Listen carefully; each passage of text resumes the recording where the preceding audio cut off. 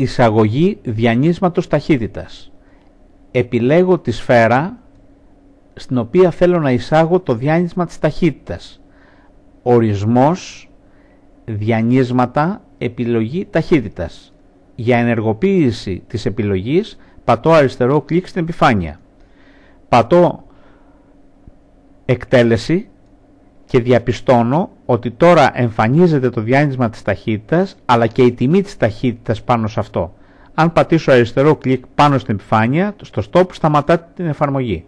Επιστρέφω στην αρχική θέση με το καθαρισμός. Μπορώ όμως, πατώντας τα βελάκια το συν και το πλην του πληκτρολογίου, να ενεργοποιήσω την εφαρμογή με αργό τρόπο, χειροκίνητα. Πατώ το συν και διαπιστώνω αργά να κινείται το σώμα προς τα κάτω και να μεγαλύνει το διάνυσμα. Όταν αφήσω το συν σταματά.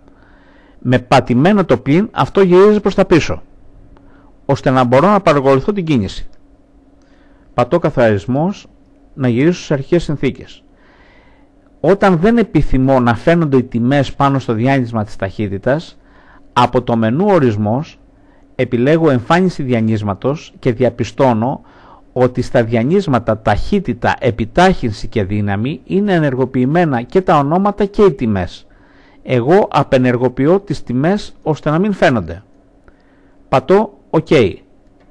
Τώρα τρέχω την εφαρμογή και διαπιστώνω ότι δεν είναι ορατή πλέον η τιμή της ταχύτητας. Επιστρέφω πίσω. Αν θέλω να εισάγω και ένα άλλο διάνυσμα, παράδειγμα το διάνυσμα της βαρύτητας, επιλέγω το σώμα, ώστε να δείχνω ότι σε αυτό το σώμα θέλω να εισάγω το διάνυσμα, πάλι από το μενού ορισμός, διανύσματα και επιλέγω δύναμη βαρύτητας.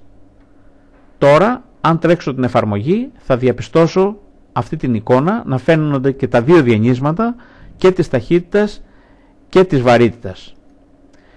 Από το μενού ορισμός μπορώ να έχω και μια άλλη επιλογή, να ορίζω εγώ τα μήκη των διανυσμάτων. Για παράδειγμα, το μήκος της δύναμης να το έχω μεγαλύτερο από ό,τι είναι προεπιλεγμένο, 0,130, μπορώ με την μπάρα εδώ να το κάνω 0,280.